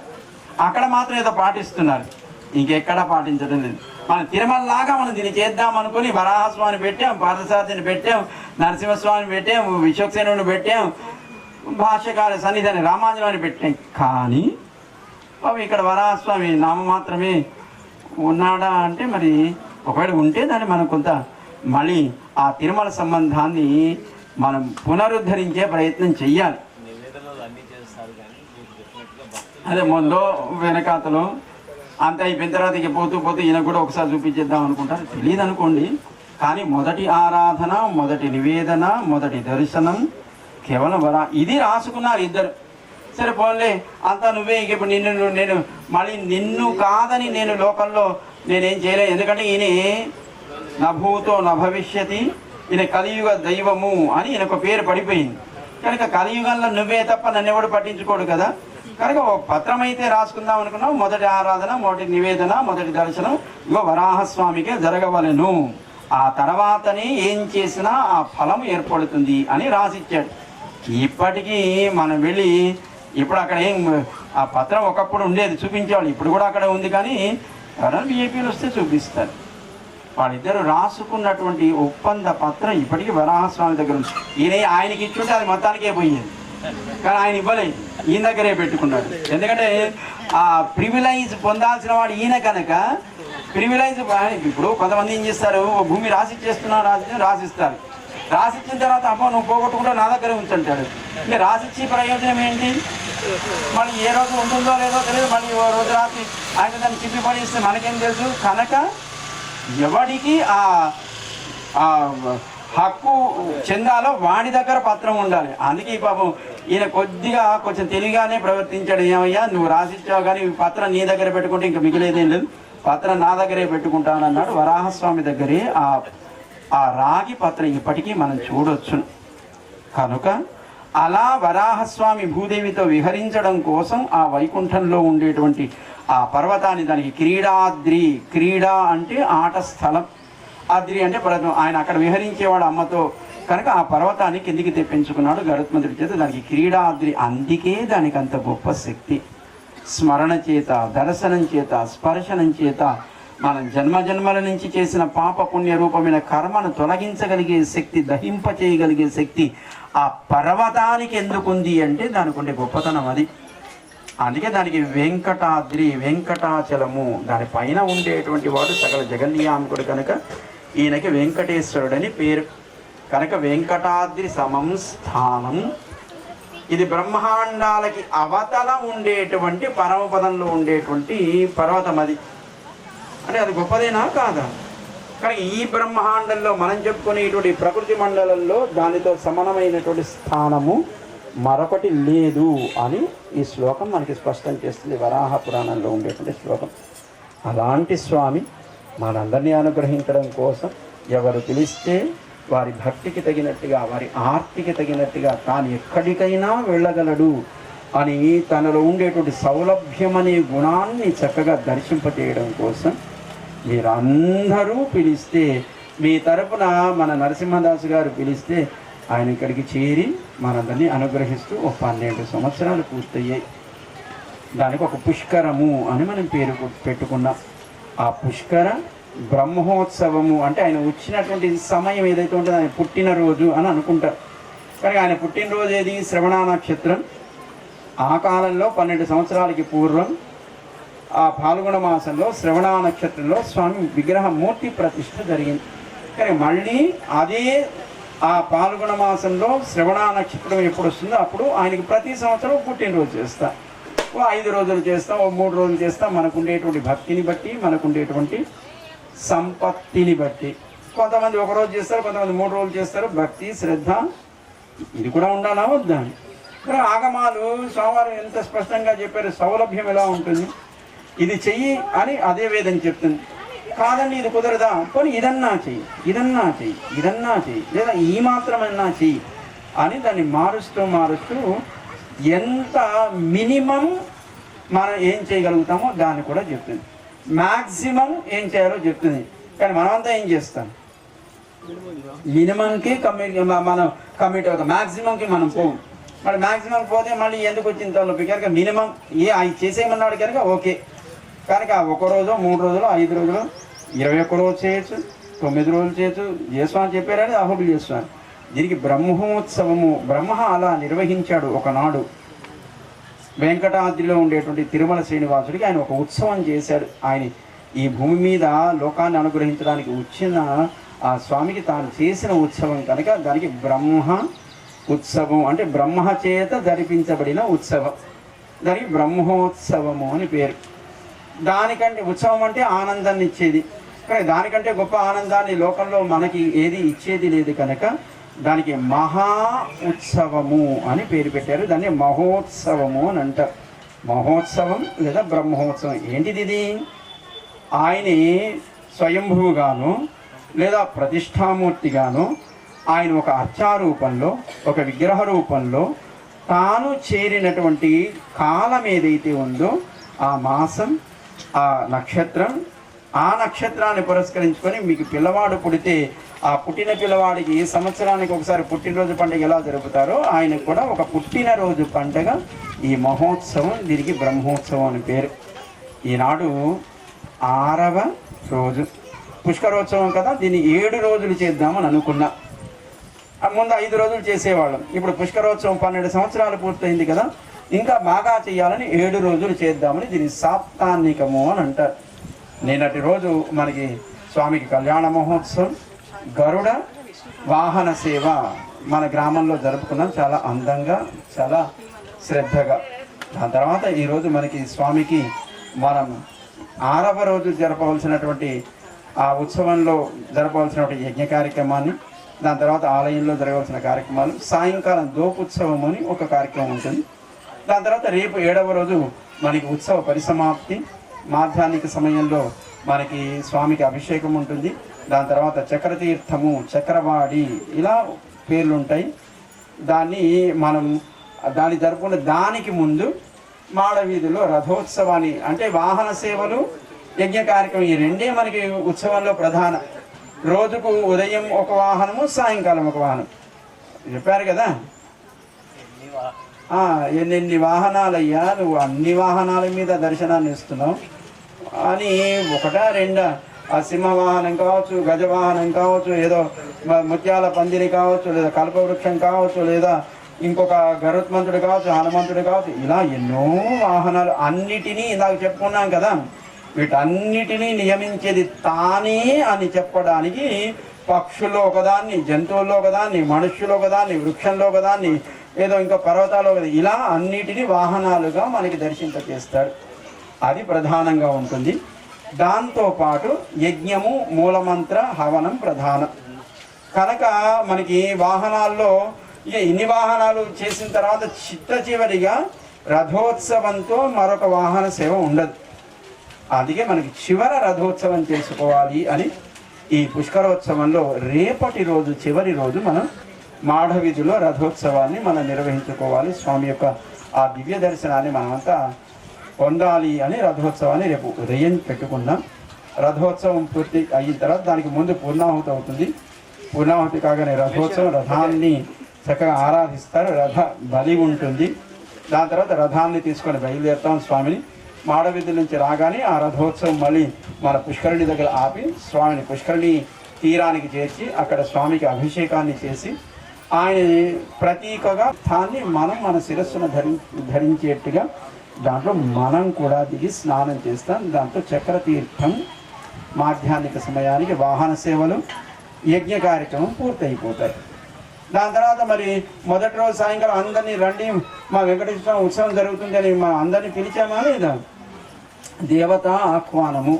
మళ్ళీ వాళ్ళని ఇప్పుడు మీరు వచ్చిన వాళ్ళలో జిల్లాది గారు హైదరాబాద్ నుంచి రావాలి, నరసింహారెడ్డి గారు అప్పుడప్పుడు వస్తూ పోతుంటారు కనుక ఇది వారి ఇంటి లాంటిది. కానీ వారు ఉత్సవాలు వచ్చినప్పుడు, ఏదైనా పండుగలు వచ్చినప్పుడు వారు వస్తుంటారు. మళ్ళీ వెనక్కి పోవాలా వద్దా? మళ్ళీ అక్కడ మనకు ఉండేటువంటి వ్యాపారాలు, ఉద్యోగాలు, వ్యవహారాలు. ఇక్కడ చాలామంది అత్తగారింటికి వెళ్ళిన వాళ్ళు, పుట్టింటికి వచ్చిన వాళ్ళు కూడా ఉన్నారు. మరి ఆయన కోసం ఇక్కడే ఉండిపోతారా? మళ్ళీ అత్తగారింటికి పోవాలా అక్కర్లేదా? కనుక ఇందాక ఆయన ఆజ్ఞ చేత ఆయా దిక్పాలకులుగా ఆయా విభాగాలను పరిపాలించే వాళ్ళు మళ్ళీ వాళ్ళు పరిపాలనకు వెళ్ళిపోవాలా అక్కర్లేదా? కానీ వాళ్ళందరినీ మళ్ళీ ఉద్వాసన చెప్తాం. దేవతా ఉద్వాసన అని దానికి పేరు. దాని తర్వాత జరిగిన బ్రహ్మోత్సవంలో భక్తి, మంత్ర, తంత్ర, ద్రవ్య, భక్తి, ఈ లోపాలు ఏవో ఉంటుంటాయి, మనకి తెలియదు. మనకి తెలియకుండానే ఏవో లోపాలు మనం చేసి ఉంటాం కదా. ఈ లోపాలన్నీ కూడా ఆయన క్షమించి, ఈ ఉత్సవం దేనికోసం చేస్తున్నా లోకమంతా బాగుండాలని కదా ఫలం కోరుకుంటున్నాం. ఆ ఫలం ఇవ్వడం కోసం ఆయనకి మనం ఒక 12 ఆరాధనలు చేస్తాం. ద్వాదశ ఆరాధన అని దానికి పేరు. దాని తర్వాత తెచ్చిన పుష్పాలన్నీ కూడా ఆయనకి సమర్పణ చేస్తాం. ఒక చక్రాబ్జ మండలం దాన్ని నిర్మాణం చేసి దాంట్లో భగవంతుని ఆవాహన చేసి ఆయా భాగాల నుంచి ఆ పుష్పాలను తీసి స్వామికి ఆయా విగ్రహ రూపంలో ఉండే స్వామికి ఆయా అంగాలలో వాటిని సమర్పణ చేసి ఆ పుష్పాలలో ఆవాహన చేసిన దేవతా శక్తిని విగ్రహంలోకి చేరుస్తాము. ఇది మనకి శ్రీ పుష్పయాగము అని జరుగుతుంది. దాని తర్వాత పిలవడానికి పంపించినటువంటి గరుత్మంతుడు పైన ఉన్నాడా లేదా? ఆయన మళ్ళీ కిందికి దింపుతాం. చాలా అయినా నువ్వు చేసావు, చక్కగా అందరికీ సమాచారం చెప్పావు, ఉత్సవం బాగా నిర్వహింపజేశావు, కనుక మళ్ళీ నువ్వు భగవంతుడి శ్రీపాదాలను చేరవలసింది అని ఆయన కిందికి దింపడానికి ముందు సప్తావరణం అని ఒక 7 సార్లు ఆలయించడం మనం ప్రదక్షిణ చేస్తాం. ఒక్కొక్కసారి స్వామిని తీసుకువెళ్ళేటప్పుడు ఒక్కొక్క వేదము, ఇతిహాసము, పురాణము, లేదా ప్రబంధము, లేదా భజన, కీర్తన, లేదా నృత్యము, లేదా వాద్యము, ఇలా 6 పరిక్రమలు ఏదో ఒక విశేషమైన సేవ చేత మన స్వామితో మనం పరిక్రమ చేసి ఆలయానికి 7వది మౌనంగా పరిక్రమ చేస్తాం. ఆ 7వది చేసేటప్పుడు గరుత్మంతుని కిందికి అవరోహణం చేస్తాం. స్వామి ఆ వాహన సేవ ఏదైతే ఉందో దాని మీద ఆయన పాదాల దగ్గర నుంచి ఆ 7వ పరిక్రమ చేసి స్వామిని లోపలికి చేర్చి గరుత్మంతుడు కూడా ఆయన పాదాల దగ్గరికి చేర్చి అప్పుడు ఆయనకి ప్రార్థన చేస్తాను. హే భగవన్, మళ్ళీ మరొక సంవత్సరం కాలం సాగుతూ ఉన్నప్పుడు మళ్ళీ నువ్వు అవతరించినటువంటి సమయం ఏర్పడుతుంది కదా. ఆ సమయానికి మళ్ళీ నీ ఉత్సవాన్ని మరింత శ్రద్ధగా చేసేట్టుగా, మరింత గొప్పగా చేసేట్టుగా మమ్మల్ని అనుగ్రహించవయ్యా. ఈ ఉత్సవ ఫలాన్ని లోకానికి అనుగ్రహించమని ప్రార్థన చేస్తారు. దాంతో ఉత్సవ పరిసమాప్తి అవుతుంది. ఇలా మనకి ఈ ఏర్పడినటువంటి ఈ బ్రహ్మోత్సవం ఎందుకోసం చేస్తున్నాం, ఎవరి కోసం చేస్తున్నాం, ఆయన ఎవరు, ఆయనకుండేటువంటి ఆ జగత్ కారణత్వం ఏంటి, ఎవని మరి సందర్భం. నిజానికి మన వాళ్ళు ఈరోజు సామూహిక గీతాపారాయణం అని పెట్టారు. సామూహిక గీత అంటే ఇక్కడ ఉన్న వాళ్ళంతా కలిసి చదవాలి. చదవాలంటే పుస్తకం కావాలి. పుస్తకం ఇచ్చినా చదవగలుగుతామా? మళ్ళీ అది డౌటే. కనుక గీతా సారమేమి? ఆయనే భగవంతుడు, జీవుడు ఆయనకు చెందినవాడు, ఈ సకల ప్రకృతి సకల జీవరాశి నియమించేది ఆయన. ఇదే కదా గీతాసారం. అన్నీ నేనే. కానీ అన్నీ నేనే అన్నవాడు ఎవరో తెలుసుకుందాం. గీతా సారం తెలుసుకుంటే సరిపోతుంది, గీత పారాయణం చేసిన ఫలం వస్తుంది కదా అని మళ్ళీ మీకు పుస్తకం ఇచ్చి చదవమంటే మనకు అక్షరాలు తెలిసి అక్షరాలు తెలియక పదాలు పలకొచ్చి పలకరాక 2.5 గంటలు 3 గంటలు బాగా చదవగలిగిన వాడు. ఇక రానివాడైతే 6 గంటలు 7 గంటలు కూర్చొని ఆ 700 శ్లోకాలు చదివేటప్పటికి ఇప్పుడు ఆ సారం చెప్తేనే అప్పు వినటానికి కూర్చోవడానికి మనకింత కష్టంగా ఉంటే దాన్ని చదవమంటే పోనీ ఇదన్నా కనీసం అర్థమన్నా తెలిసింది, అది అర్థం కూడా తెలియదు మనకి. కనుక అది కష్టం కదా అని సారం చెప్పుకునే ప్రయత్నం చేద్దాము అని సకల జగత్కారణుడైన స్వామి యొక్క ఆయన యొక్క నియామకం, ఆయనే సర్వస్వం అని గీత చెప్పినటువంటి సారాన్ని మన కలియుగ దైవాన్ని కలిగి వెంకటేశ్వర స్వామితో అన్వయించుకొని దాన్ని మనం తెలుసుకునే ప్రయత్నం చేశాం. ఇప్పుడు ఇంకా మన గీతా పారాయణం అయిపోయినట్టే, సారం తెలిస్తే అది అయిపోయినట్టే కదా, మళ్ళీ చేద్దామా? కనుక మొదటి శ్లోకం ఎలాగో మనకి విన్నపాల్లో చెప్పుంటారు, చివరి శ్లోకం ఎలాగో విన్నపాల్లో చెప్తారు. కనుక మొదటి శ్లోకం చివరి శ్లోకం రెండు ఒకసారి అంటే మనం గీతాపారాయణం చేసినట్టే అందరం చేద్దాం. శ్రీకృష్ణ పరబ్రహ్మణే నమః. ధృతరాష్ట్ర ఉవాచ ధర్మక్షేత్రే కురుక్షేత్రే సమవేత ఉత్సవః మామకాః పాండవాశ్చైవ కిమకుర్వత సంజయ. భగవద్గీత కృష్ణుడు చెప్పాడు, కానీ అది లోకానికి తెలిసింది ధృతరాష్ట్ర సంజయ సంవాదం చేత. భగవద్గీత కృష్ణుడు ఉపదేశం చేసినటువంటి సమయం ఎప్పుడు? ఆయన చెప్పిందేమో అది మనకి అష్టమి నాడు, ఎప్పుడు లోకానికి తెలిసింది ఏకాదశి నాడు, దాన్ని గీతా జయంతి అని మనం చెప్పుకుంటారు. ఎందుకు అప్పుడు తెలిసింది లోకానికి అంటే ధృతరాష్ట్రుడికి సంజయుడు చెప్పాడు ఇలా జరిగిందని. ఎందుకు చెప్పాడు? ఇక మొదటిదే ప్రశ్న. ధర్మక్షేత్రే కురుక్షేత్రే సమవేతాయూత్సవ. ఇద్దరు రెండు బలగాలుగా ధర్మక్షేత్రం కురుక్షేత్రం ఏదైతే రణరంగం ఉందో వీళ్ళిద్దరూ కలిసి యూత్సవ యుద్ధం చేయడం కోసం ఉత్సాహంగా చేరి ఉన్నారు కదా. కిం అకుర్వత, అకుర్వత అంటే ఏం చేస్తున్నారు, కిం అకుర్వత ఏం చేస్తున్నారు సంజయ అని అడిగాడు ఆయన ధృతరాష్ట్రుడు. ఎందుకు అడగాల్సి వచ్చింది? మరి ఎన్ని రోజులైంది? అష్టమి నుంచి ఏకాదశి దాకా, అష్టమి నుంచి కాదు పాడ్యమి నుంచి అనుకుంటా, అంటే సుమారు 12 రోజులు అప్పటికే అయిపోయింది. 18 రోజులు యుద్ధం జరిగింది, 12 రోజులు అప్పటికే అయిపోయింది. ఈ 12 రోజుల నుంచి అడగని వాడు 12వ రోజు ఎందుకు అడిగాడు అంటే 12వ రోజు 15వ రోజు భీష్మ పితామహుడు నేల కొరిగాడు. అయ్యో కురువృద్ధుడు, మనందరికీ కూడా తాతగారు పితామహుడు భీష్ముడు నేల కొరుగుతూ ఉంటే మా వాళ్ళు పాండవులు ఏం చేస్తున్నారు? భీష్ముడు లాంటి వాడు ఆయన నేలకు పడిపోయాడంటే మరి మన వాళ్ళు ఏం చేస్తున్నారు అని అడిగాడు. అప్పటిదాకా అడగలే, అప్పుడు అడిగాడు కిం అకుర్వత సంజయ అంటే అప్పుడు చెప్పాడు, అయ్యా చాలా జరిగిపోయింది, అర్జునుడు యుద్ధం చేయనన్నాడు, ఎందుకు చేయమని అడిగాడు కృష్ణుడు. ఇవి కారణాలు చెప్పాడు. ఇదంతా వట్టిదేనయ్యా, ఇవన్నీ తాత్కాలికమైన శరీరాలు, ఇవి నువ్వు కాకపోయినా ఎప్పుడో పోయవలసినవే. కనుక నువ్వు జీవుడిని చంపలేవు, జీవుడికి నాశనం లేదు. నువ్వు చంపుతున్నాననుకునేది శరీరం నుంచి జీవుని వేరు చేయడమే, కనుక జీవుడికి నాశనం. ఇలా చాలా చెప్పి చెప్పి చెప్పి అంతా నేనే, ఏం చేసినా ఇది నా సంకల్పమే అని నన్నే శరణు వేడు అని ఒక మాట చెప్పేశాడు. నన్ను శరణు వేడితే నువ్వేం చేసినా అది పాపం కాదు, అది ధర్మమే అవుతుంది. ఇప్పుడు చూడండి, వెంకటేశ్వర గుళ్ళకి వచ్చేటప్పుడు చాలామంది శనివారం నాడు తినకూడని తింటారు. తినకూడదా తినదా మీ ఇష్టం, కానీ తిన్న రోజు గుడికి రారు. ఎందుకు రారు? అమ్మో దేవుడి దగ్గరికి పోతే బాగుండదు కదా, ఆయనకి మళ్ళీ మనకేదో పాపం వచ్చేస్తుంది అంటే దేవుడి సంబంధం ఉంది అని అనుకున్నప్పుడు మనం ఏది చెయ్యతగును ఏది చెయ్యకూడదో మనకు ఒక జ్ఞానం ఉంది. తిన్న రోజు రా, కానీ మిగతా రోజుల్లో అది వేరే విషయం, కానీ తిన్న రోజు మాత్రం రా. కనుక ఆ రోజు దేవుడి దగ్గర రావాలంటే మనం తినకూడదు, తింటే మనం రాకూడదు. శనివారం గుడికి పోవాలనుకుంటే ఆ రోజు తినకూడదు. ఇలా కొన్ని నియమాలు పెట్టుకున్నామా లేదా? కనుక భగవంతుడు ఆయన కోసం ఏం చేసినా అది పుణ్యమే, ఆయనను కాదని ఏం చేసినా అది పాపమే. మనం వెజిటేరియనే, నాన్ వెజిటేరియన్ కాదు, వెజిటేరియన్ ఫుడ్ అయినా అది మన కోసం వండుకుంటే అది విషము. ఆ మాట నేను చెప్పలేదు, ఆయనే చెప్పాడు.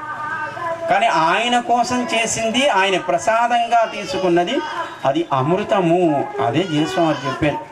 కానీ ఏదైనా ఆయనకు నివేదన చెయ్యాలి, దాన్ని మనం స్వీకరించాలి, అప్పుడు అది అమృతం అవుతుంది.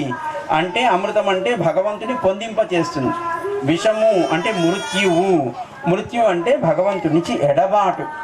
మృత్యు అంటే శరీరం పోవడం కాదు, భగవంతుడి నుంచి ఎడబాటుకు మృత్యు అని పేరు. కనుక ఆయనకి దగ్గరగా ఉండాలా, ఆయనకి దూరంగా ఉండాలా? దగ్గరగా ఉండాలా, దూరంగా ఉండాలా? అంటే అమృతం కావాలంటే ఆయనకి నివేదన చేసి తినండి. ఆయనకి నివేదన చేయాలంటే ఏది చెయ్యదగునో తెలుసుకోండి. ఏది పడితే అది నివేదన చేసేసి ఆయనకి నివేదన చేయమన్నారు కదా అని మనం తినాలనుకుంది ఆయనకి నివేదన చేసి తినేయకండి. ఆయనకి ఏం పెట్టాలో, ఏది ఆయనకి నివేదన చేయాలో దాన్నే ఆయనకి పెట్టాలి, దాన్నే మీరు ప్రసాదంగా స్వీకరించాలి. అప్పుడు అది అమృతం అవుతుంది. ఇది మనకి భగవద్గీత సారం. చివరి శ్లోకం కూడా చెప్పుకుందాం, అంతా చెప్పండి.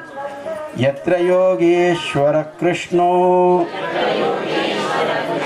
యత్ర పార్థో ధనుర్ధరః తత్ర శ్రీర్విజయో భూతిః ధ్రువా నీతిర్మతిర్మమ. ఇది సంజయుడు చెప్పిన మాట.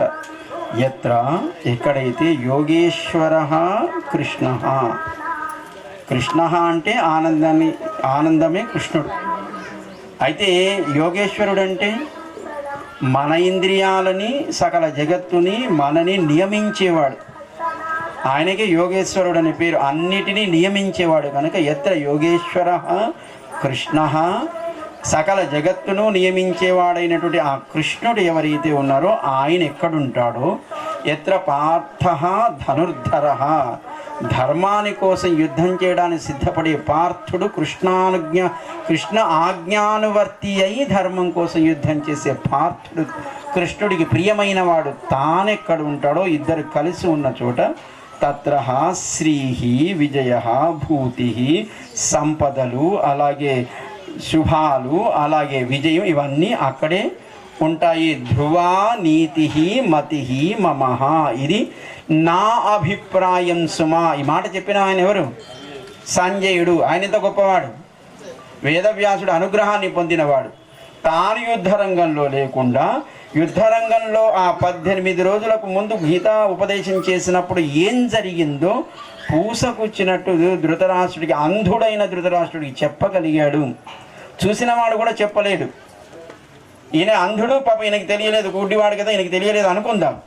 కానీ కళ్ళున్న భీష్ముడు చూడలేకపోయాడు. భీష్ముడు అంటే పక్కన పెడతాడు. దుర్యోధనుడు చూడలేకపోయాడు, కర్ణుడు చూడలేకపోయాడు, వీళ్ళెవడు చూడలేకపోయాడు, అసలు ధర్మరాజాదులు కూడా చూడలేకపోయారు. కేవలం అర్జునుడు మాత్రమే చూడగలిగాడు స్వామి యొక్క విశ్వరూపాన్ని. అది కూడా స్వామి అనుగ్రహించినటువంటి దివ్యమైనటువంటి చక్షువుల చేత. మరి మిగతా వాళ్ళంతా యుద్ధరంగంలో, మరి వాళ్ళందరికీ కూడా భగవద్గీత తెలియదు. ధర్మరాజుకు తెలియదు, మిగతా పాండవులకి తెలియదు, అర్జునుడికి తప్ప, కృష్ణుడికి తప్ప. కానీ దాన్ని చెప్పగలిగాడు సంజయుడు ధృతరాష్ట్రుడికి యథాతథంగా వ్యాస అనుగ్రహం చేత. అంత గొప్పవాడు కనుక ధ్రువ నీతి ఇది మతిర్మమ. ఇది నా అభిప్రాయము. ఎక్కడ కృష్ణుడు ఎక్కడ అర్జునుడు ఉంటారో వారిద్దరు ఎక్కడ ఉంటారో అక్కడే సంపదలు, అక్కడే విజయము, అక్కడే ధర్మము, అక్కడే సకల శుభాలు. చాలామంది ఇళ్లలో కృష్ణార్జునుల ఫోటో పెట్టుకుంటే ఎవరన్నా వచ్చి అదేంటండి మీరు ఇంట్లో ఈ ఫోటో పెట్టుకున్నారు, ఇంట్లో ఎప్పుడు గొడవలు అవుతుంటాయండి అనగానే తీసేస్తారు. మరి సంజయుడు చెప్పిన మాట అబద్ధమా? అంటే మీరేం కోరుకుంటున్నారు? అశాంతి. మనము అధర్మం ప్రవర్తన కలిగి ఉండి, అధర్మ ప్రవర్తన కలిగినటువంటి సంపాదన కలిగి ఉండి, దానివల్ల అశాంతిని పెంచుకొని, దానివల్ల కుటుంబాల్లో కలహాలు పెంచుకొని, ఇలా ఉంటుంది కదా అశాంతి అంటే. కనుక ముందు ప్రవృత్తి, దానివల్ల సంపాదన, దానివల్ల అశాంతి. ఆ ధర్మమే ఉంటే సంపాదన ధర్మమై ఉంటుంది, దానివల్ల మన ప్రవృత్తి ధర్మము, సంపాదన ధర్మము, దాంతో శాంతి. ఇవేమీ లేకుండా అన్నీ సంపాదిస్తున్నాం కానీ ఇంట్లో గొడవలు అవుతున్నాయంటే కారణం ధార్మికమైన ప్రవృత్తి లేకపోవడం. అందుకోసం మనకి సంజయుడు చెప్పాడు, ఎక్కడ కృష్ణుడు అర్జునుడు ఉంటారో అక్కడ సంపదలు, సుఖాలు, విజయాలు అన్నీ ఉంటాయి. కానీ మనకి ఎవరినన్నా అడిగితే అయ్యో ఈ ఫోటో పెట్టుకున్నారంటే మీ ఇంట్లో ఎప్పుడు గొడవలు అనగానే మన వాళ్ళు ఫోటో తీసేస్తారు. అందుకోసం చెప్తున్నా, ఇది మనకి భగవద్గీత చివరి శ్లోకం. దీన్ని మనకి 18 అధ్యాయాలుగా 700 శ్లోకాలుగా కృష్ణుడు సకల తత్వాన్ని అర్జునుడికి ఉపదేశం చేశాడు. సంజయుడి ద్వారా ధృతరాష్ట్ర సంవాదం ద్వారా లోకానికి తెలిసింది. దాన్ని మనం సకల ఉపనిషత్ సారంగా భావిస్తాం. ఇదేం మత గ్రంథం కాదు. ఇది హిందువుల కోసం ఏదో ఇంకొకళ్ళకి బైబిల్ అన్నట్టుగా, మరొకళ్ళకు ఖురాన్ అన్నట్టుగా, హిందువులకి ఇది మత గ్రంథం కాదు. ఇది సకల మానవాళికి భగవంతుడు చేసిన ఉపదేశం అర్జునుడిని ఒక కారణంగా పెట్టుకొని. ఎందుకంటే గీత ఉపదేశం చేసింది 5000 సంవత్సరాలకి పూర్వం. లోకంలో మతాలు పుట్టింది 3500 సంవత్సరాల తర్వాత. అంటే మతాలు పుట్టింది 3500 సంవత్సరాలే, కానీ గీత ఉపదేశం జరిగింది 5000 సంవత్సరాలకి పూర్వం. అప్పుడు ఏం మతం లేదు. ఇది ఈ మతానికి గ్రంథం అని చెప్పడానికి అసలు అవకాశం లేదు. వైదికంగా ఒకనాడు ఉండే సమాజానికి భగవంతుడు కృష్ణుడు ఆ వైదిక సంబంధాన్ని తెలియజేసేటువంటి ఉపనిషత్ సారాన్ని గీతని ఉపదేశం చేశాడు. కనుక ఇది అందరికీ తెలుసుకోవాల్సినటువంటి ఒక గొప్ప రహస్యము అని మనకి పెద్దలు చెప్తారు. దాన్ని పారాయణం చేద్దాం అనుకున్నాం, కనీసం ఎలా అయినా దాన్ని ఒకసారి స్మరించగలిగేటువంటి అవకాశాన్ని భగవంతుడు మనకి ఇచ్చాడు. ఇప్పుడు పూర్ణాహుతిని పూర్తి చేసుకొని కార్యక్రమంలో ముందుకు సాగుదాం. వైభవంగా చేయగలిగేటువంటి శక్తిని, సంపదలని మన నరసింహదాస్ గారు ఆ వారి పరివారానికి భగవంతుడు అనుగ్రహిస్తూ ఉండాలి అని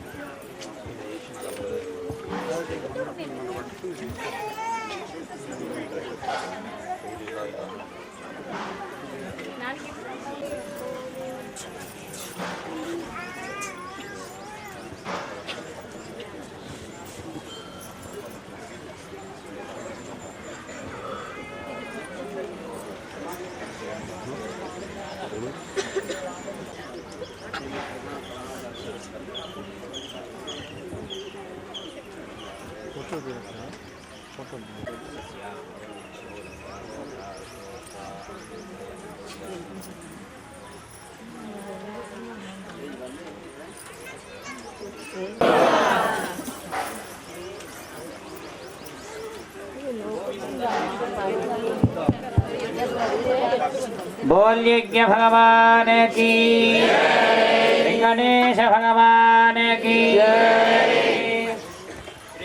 निक्षिप्य समिदर्भां निक्षिप्य आज्ञेनाभिहार्य ओम एकं द्वे त्रीणि चत्वारि पञ्च षड् सप्त अष्ट नव दश एकादश द्वादश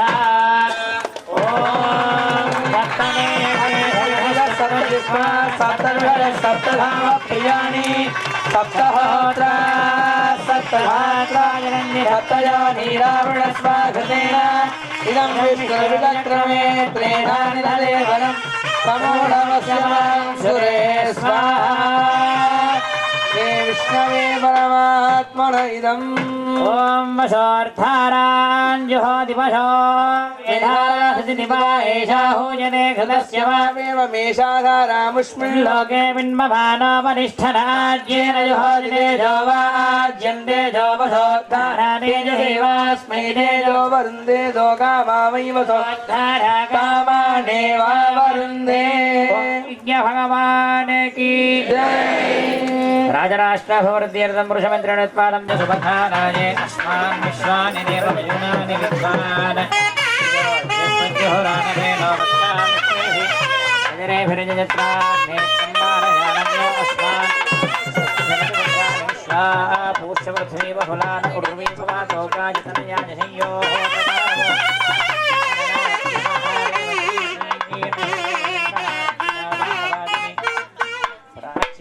फलं यज्ञे घृताजे स्वाहा दीपविमङ्ग्रहान् स्वाहा मधुवर्गविमङ्ग्रहान् स्वाहा सर्वोपचाराणिमान् ग्रहान् स्वाहा ओमेन यथा सङ्कल्पिता होमेन भगवान् सर्वात्मकः अग्निस्थ श्रीमन्नारायणः प्रीयता पूर्णान्तं भवनं यन्मया कृतं यहीनक्रियाहीन मन्त्रहीन भक्तिकं दक्षरमक्षं यनां देवदीनं नामपदात्पुरयज्ञेश्वर सुप्रियरसुप्रदन्नो शरणभूतदाष्टाङ्गं प्रणम्य प्रवरमुच्चरेत् అంతా కూడా యజ్ఞ భగవానికి సాష్టాంగ నమస్కారాన్ని చేసి మీ పేర్లను గోత్రాలను మనసులో స్వామికి విన్నపం చేయండి.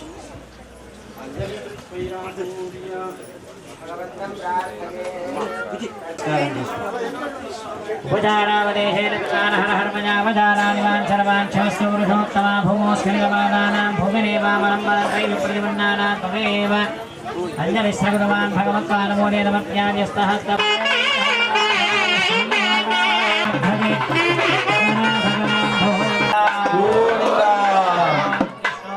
परमंगरावश्यन्ति सूरयः दिवीक्षरादो विपन्यमोऽयर्वांसमिन्धरे विष्णोर्यपारमं पदं पर्याप्यानन्दराय सर्वस्तोमोऽसिरात्रमोत्तमहर्भवज्रवस्याप्ति सर्वसिद्धि आप्नोति सर्वं जयति नारायणाय विद्महे वासुदेवाय धीमहि विष्णुः प्रचोदयात् ॐ महादेव्यै च विद्महे विष्णुपत्न्यै च धीमहि तन्नो लक्ष्मी प्रचोदयात् सुदर्शनाय विद्महे महाज्वालाय धीमहि तन्नः शक्रः प्रचोदयात् वानराय विद्महे लालीलाय धीमहि तन्नो वह्निः प्रचोदयात् देवदेवस्य नन्दभोगोऽस्तु देव्यो आनन्दानन्दभोगोऽस्तु तदास्तु स्वामिनः तुष्टिमन्त्रार्थाः सत्याः सबलाः सन्विनि भवन्तो महान्तो न गृह्णन्तो तदास्तु अस्य श्रीभूषमेण श्रीवेङ्कटेश्वरस्वामिनः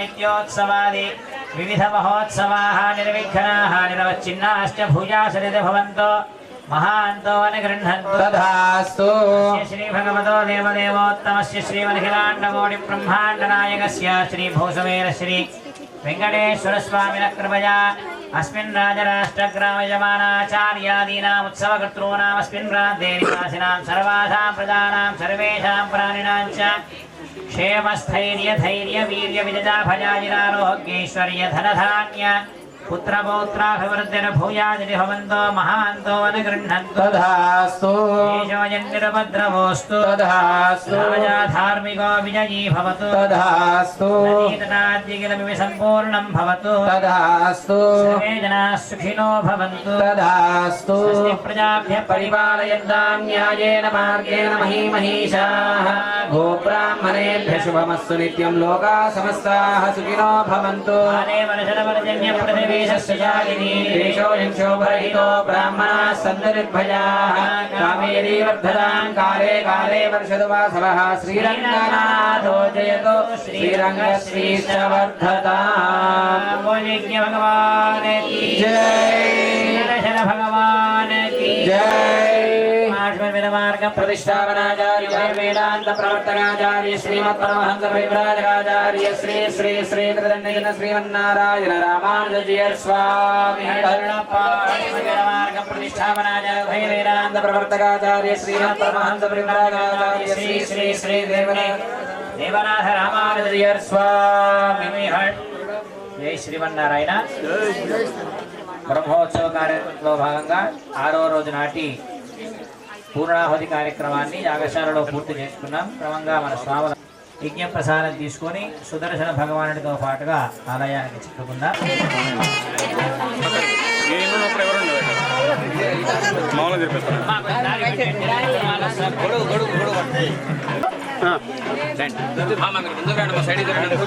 అమ్మా కొంచెం వెనక్కి స్వామి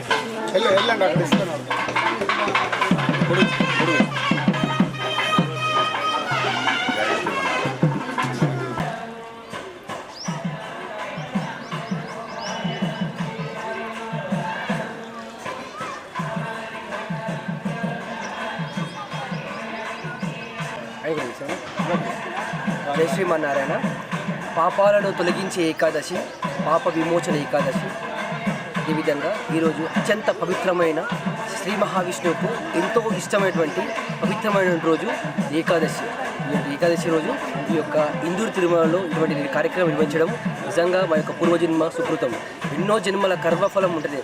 కర్మజం బుద్ధియుక్తాహి ఫలం త్యక్త్వా మనీషిణ జన్మబంధ వినిర్ముక్తాహ పదం గత్యంత జాయితే. అంటే మన యొక్క కర్మ అనేది ఎంత బాగుంటే భగవంతుడి పట్ల మన భగవంతుడి మనకి ఎప్పుడైతే చరణాల కోసం మనం ఎప్పుడైతే మనం పాదసేవ చేస్తామో జీవితంలో ఎదగడానికి అత్యంత ఆస్కారమైనటువంటి రోజు, ఈ అత్యంత పవిత్రమైన రోజు ఈ యొక్క ఏకాదశి. పాప విమోచన, ఇక జన్మ జన్మల్లో చేసినటువంటి పాపాలన్నీ కూడా రచించడానికి అత్యంత ఉపవాసము. భగవంతుడికి అంటే దగ్గరగా, వాసము అంటే ఉండడం, అంటే భగవంతుని యొక్క నామస్మరణతో భగవంతుని యొక్క కీర్తనలతో ఎవరైతే ఈరోజు భగవంతుని ప్రార్థిస్తారో తప్పకుండా జన్మ జన్మలో చేసినటువంటి పాపాలను తొలగించి అందరికీ కూడా మంచి ముక్తిని ప్రసాదించడానికి అత్యంత అనువైనటువంటి రోజు ఈ యొక్క పాప విమోచన ఏకాదశి. అంతేకాకుండా మన యొక్క జీవితం అనేది ఉన్న స్థాయి నుంచి ఉన్నత స్థాయికి వెళ్ళడానికి అత్యంత పవిత్రమైనటువంటి ఉత్కృష్టమైనటువంటి రోజు ఈ యొక్క ఏకాదశి. మరొకసారి అందరికీ కూడా ఏకాదశి శుభాకాంక్షలు. జై శ్రీమన్నారాయణ.